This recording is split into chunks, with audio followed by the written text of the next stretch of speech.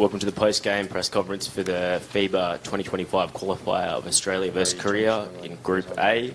Australia defeated Korea 85 to Korea 71. Make sure phones are on silent if you're in the room, and the press conference will be conducted in English but translated for Korea. 인터뷰는 영어로 진행됐고 제가 통역할 겁니다. First up, comments from the coach Jun Ho-an. Comments on the game. 오늘 경기 소감 한번 말씀.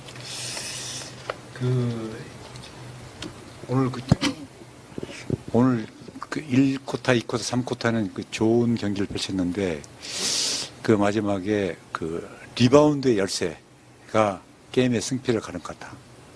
그런데 저희 선수들도 최선을 다해서 경기에 임했고 또 호주 팀은 좋은 팀이다. We obviously played a good game until the third quarter, but I think our rebounds killed us today, and our players fought hard despite giving up a lot of boards, and I think Australia is a really good team, so give props to that. Thank you, Jun Ho-an. Next, Gunara, comments on the game. Yeah, I feel like it was a good game. We played really hard, especially through the first three quarters. We would think we was up by 4, but the fourth quarter, I feel like maybe the crowd got to us a little bit. Guys were a little tired, and you guys are a great team, one of the best basketball countries in the world, and it's an honor for me to play here and for us to come out here and try to give you guys the best that we had. Korea, we're a small team, but we have a lot of heart, and I think that we went out there and showed it tonight. We just got to finish better. Thank you, Gunara. Taking questions to the media at this point in time. Single questions only, directed towards who you wish, but go to the floor. Media questions. Yeah, Luke from the Vending Advertiser. I'll direct this to the coach. What did you most like about that second quarter you played when you got on a real roll and had some real momentum? What did you most like about the way the team played in that period of the game? 저희가 이 쿼터에 이제 흐름을 쫓아갔잖아요. 그 중에서 뭐가 제일 마음에 드세요?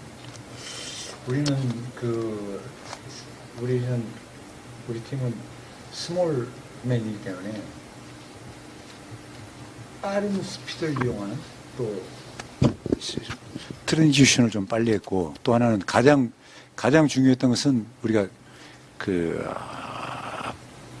디펜스를 상당히 우리가 원하는 대로 수비가 잘 된 것 같다.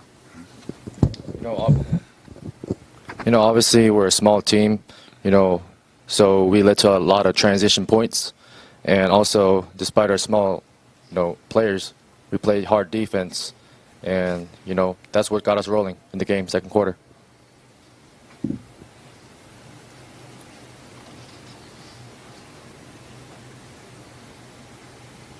Any further questions from the media for Korea? What did you make of the facility here in Bendigo? It's obviously reasonably new, but did you enjoy this facility here? 여기 체육관 좀 신축인데 체육관 시설 어떻게 보세요? 밴디고 남녀 프로팀이 그리고 휠체어 팀이 있다고 들었는데 아담하고 참 좋은 체육관인 것 같다. 게임하기에는 아주 나이스 짐. Yeah. Obviously it's a nice gym, and also I know men's basketball, girls basketball, so also wheelchair basketball is held in this place. I think it's a really nice gym. Any further comments? That concludes the press conference. Thank you. Thank you very much. Thank you.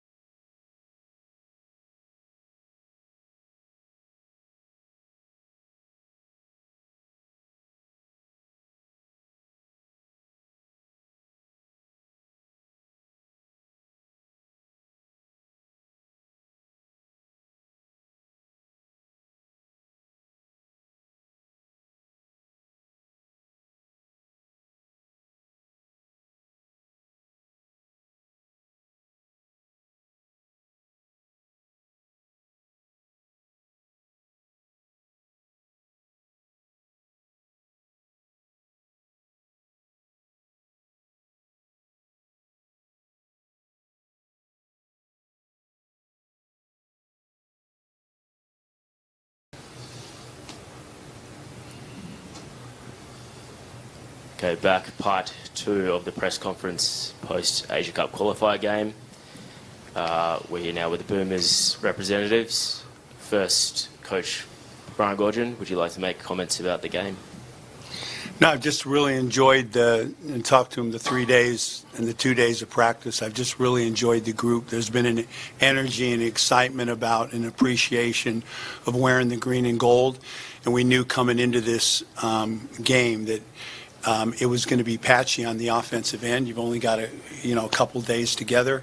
And I just, as told them afterwards, I liked the way they won.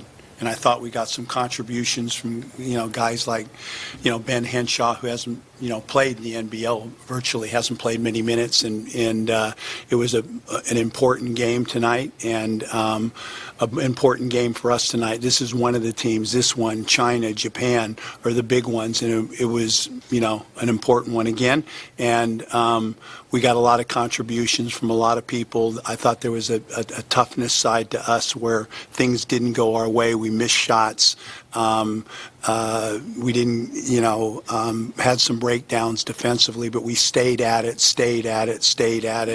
And again, 30-14 in the fourth quarter, no quit. And the experienced guys and the one sitting next to me here, I love when a guy's not hot and he continues to confidently take good shots. And then as the game opened up, he's a killer. He made the ones that turned the game around. So walk away from this, as I said in the paper, or going into this, that we're flirting with danger, and you could see that tonight. And we got out of it nicely, and looking forward to the next one and enjoying the group. Thank you, Brian. Second, Dejan Vasiljevic. Would you like to provide some comments to the game? Yeah, just to piggyback off what Gorge was saying, 2 days worth of practice. We started off a bit sloppy, but again, I think we didn't quit. I think the Boomers all about fight, all about grit, and we showed that. And Ben Henshaw came in, gave us great minutes. Nick Kay led us, and then everyone else on the bench, they were active, they were up and about. We got the crowd involved, and I think that just turned it. And the one thing I was most impressed, the talk didn't stop. I think we got better as the game went on, and lucky to pull out a great win against a great team. And we just got to keep rolling to the next one against Indonesia. Thanks, Dejan. Questions, floors to the media. One question at a time. State your name and your outlet. Who wants to go? Gorge, Roy Ward from The Age.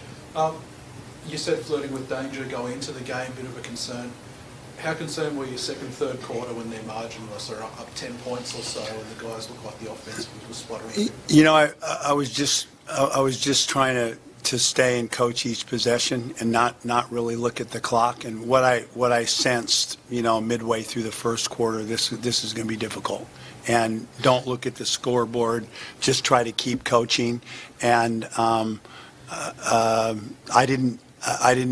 was prepared for whatever happened. And I just keep moving forward. You got 6 new guys on this, and some of them didn't play, but you want this experience with the Boomers to be a good one. And you don't need a guy. We're up against it, and I'm not going to, as long as they're playing hard, as long as we're moving forward each possession. When we sat here, I was prepared for whatever.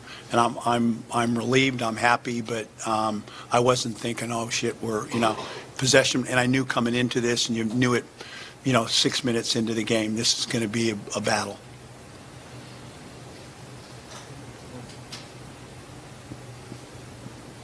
DJ, you mentioned the shot wasn't falling tonight, but you handed out 8 assists. It's something that's become, I guess, a bit of a signature since you've joined Adelaide, where you've become more of a playmaker. Is that something that's always been in your bag, or is it something you've tried to improve and get better at? I think over the course of just growing up in the juniors, I've always been able to do it. I think I was held back a little bit at Sydney, just knowing my role and whatnot. But again, I think Adelaide's unlocked something, allowing me to play more a bit of a combo guard. And when I don't get the shots that aren't falling, I try to get everyone else involved, like Nick Kay on the roll, or Benny Henshaw, or Mitch McCarron on the 3. So I think it's just all about sharing. I don't care if I go 3 of 20, or 19 or 20. I want to win, and I just want to get my teammates involved, and they did a great job finishing off my passes. Gorge, we haven't seen much Ben Hensel throughout the NBL season. What have you seen from him over the practices you've had and in this game, and him as a scoring wing and what he could be going forward with the Boomers, not just for these sorts of teams, but potentially those major events as well? Talented, quick, can shoot the ball. Reminds me a little bit of a young Goulding. He's got that to him, and the thing I noticed right away is fearless. He hasn't been playing, but he came into the game, and you give him this much, he's letting it go. He came down sometimes and just pulled up and let it go. And just like that's my shot, that's who I am. He's come into this with absolutely no fear, not, ready to go. And I'm looking at a few. There's a couple there. Banyan, is an international player. This guy can be an international player. And you're looking at the two bigs. Need to see more. Tonight wasn't a great matchup for that. They were small, but he's an international prospect, and he's going to be a very, very good NBL player. And again, we're exposing. That's exciting. Big future. DJ, can you give us an idea on that fourth quarter? It looked like Josh Bannon sort of gave this group like a burst of energy that I think it needed. Can you talk about playing alongside him and the lift he gave the group tonight? I mean, he's done it all through the NBL season. He's that hustle guy, gives us the energy. And yeah, just came in and gave us great energy. I got nothing to say, but gave us the spark we needed. It helped me get rolling, helped Nick Kay get rolling, and then obviously Ben Henshaw. So big props to Josh, because I think he started the run. Gorge, you touched on with the big guys, it wasn't a good matchup tonight, but how closely are you looking at Rocco, looking at Jordan, looking at all of them, considering, at the last Worlds, our bigs, we were probably a bit short in depth at times? Rocco's an experience. It's you got to say, it comes back and haunts you if you don't touch these guys when they're young. Say, I'm on the verge and I'm going to be something. And you never said anything. So that's his position now. But the other two you're definitely having a look at this as you are here for Boomer Camp and possibility for Paris. We were thin in that spot. Those two have had great seasons. We need shooting. So, and then you've got young guys that we're trying to expose. The last one in this, I guess that I'm sitting here thinking, make sure you touch everything, but you talk about windows, the way forward, and I keep saying we're messing with danger. And you look at, well, what's the answer? I don't know what the answer is, but look at Nick Kay. Nick Kay's in competition, and he comes from Japan all the way over here and trains and plays and doesn't want out of anything. And he's carrying the responsibility along here, these two guys, of leading and showing the Boomer culture. So every talk, when we're handing out uniforms, we're promoting this while we're here, and he's got to go back and play, So my hat, I mean, he did and tonight if we don't have him, we don't get this done. You need one. And I'm really thankful and pleased for him. You can't touch the NBA guys in these windows, but in future are you going to be leaning a bit more on other guys saying, can you come give us 2 games, can you come help us out? I mean, this time is really tough, but you look at some of these guys, they're not playing for 18 days. And I just think this is great basketball, and a kid like Henshaw, the kid Banyan, for him, I think it makes you a better player. I know when I was in, I had Sam Frawling, every time he came into this, he came back better. And I've always, when I'm with the national team, when you go into camp, when you bring guys into these games, you want, or you're hoping, my selling point is they go back to you, they're going to be a better teammate, and they're going to be a better player. And I think this experience is going to be great for those guys. And you look at Henshaw now, I'm looking at that going, hey, man, we get into these 5-game series or 3-game series, you got a live wire with a lot of confidence coming in here that you can flip onto the court and feel pretty good about. So that's a Boomers thing. Yeah, Brian and DJ, just how have you enjoyed the overall experience here in Bendigo the last couple of days, and just how electric was that crowd out there for you guys tonight? You go first. This is my second time playing here during one of these windows, and I always love it here. I think they do a great job of hosting these events. The people around here are nice. The town gets up and about. I don't know how many was here. I think it was 3,000 or something. So it was a sellout. It was awesome. I think, Bendigo, can host more games down the future, and I just enjoyed it. I love representing the green and gold, and to do it in a country town like Bendigo is pretty great.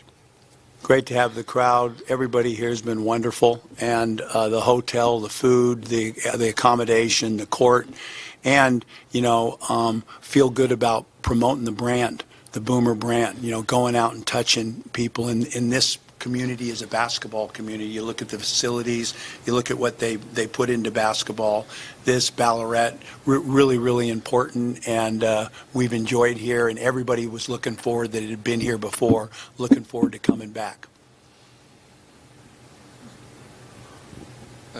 George, you started Taron Armstrong. There were moments where we saw his talent, and then there were some moments where we saw his youth.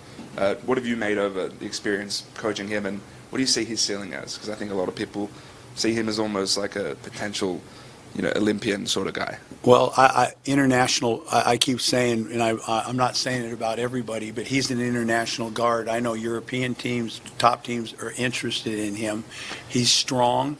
I thought tonight he hadn't had that quickness, and he played around with the ball in front of him. He didn't have that ball body, my position, and it caught him off guard a couple times. But he picked it up after the first quarter. But he, again, is going to be, you look at that point position, you look at our shooting position, the guys that we got there are older, and this thing works in 4-year cycles. It's going to move on. And a kid like that is going to be a boomer. Going to be a boomer. George, can you just give us an idea, like obviously short turnaround, head off to Jakarta for a Monday morning here game. Can you just tell us what the process is to get through that? And can you just tell us a little bit about, once this window finishes, what's next for you in terms of the Australian team? So when the next ones, I'm just enjoying this and being around the group. I'm looking forward to the bus ride. We got a nice travel tomorrow, probably one shoot around, and we get to play again. And I think the two games, this one was big. Now we're looking for the next one, and we'll be able to move bodies a little quicker, get deeper into the bench, and see more. So I'm looking at this very important for the future of the Boomers and what's next. As soon as this finishes, all eyes, and it has been really all eyes on Paris, starting to build our leadership group. We've had a second hit. Scriven went over there a second time to touch all those Boomers again, and all those NBA guys were putting a lot more effort into them and talking about, how we're going to operate as a team. And then the next is sitting down with the staff as we come down this back and start talking about style of play and who we're going to have in camp. And it's, for me, when we lost that game in the World Cup against Slovenia, I'm not going to coach domestically. Everything's about the Boomers. So it has been. We did the trip. It's been about the Boomers. And when this thing finishes, more detail, tighten it up, and get ready for the camp, which starts right around the corner in June. So everything about it, everything about it. In the press conference. Thank you. Thank you.